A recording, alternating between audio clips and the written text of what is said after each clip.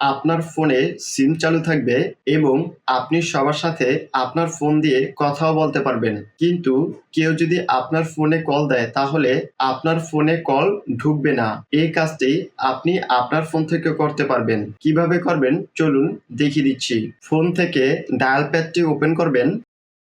Dial প্যাডটি open হয়ে গেলে *21* এটি লিখবেন। এরপর আপনার ফোনের সিমটি যদি গ্রামীণ, বাংলালিংক, এয়ারটেল বা রবি যেই কোনো সিম হোক না কেন সেই সিমের প্রথম 3 সংখ্যা দিয়ে দিবেন।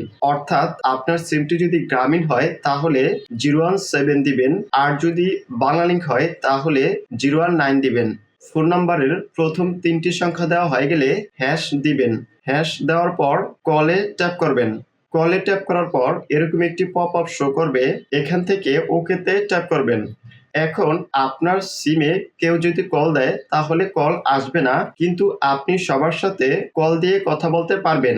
এখন আপনি যদি চান আপনার সিমে সবাই কল দিতে পারুক এবং আপনিও সবাইকে কল দিতে পারবেন, তাহলে এই অপশনটি অফ করে দিবেন। এর জন্য আবারও ডায়াল প্যাডে চলে আসবেন।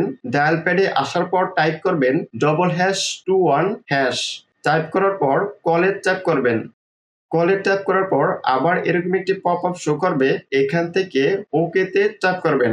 ভিডিওটি ভালো লেগে থাকলে ভিডিওতে একটি লাইক দিবেন, কমেন্ট করে জানাবেন।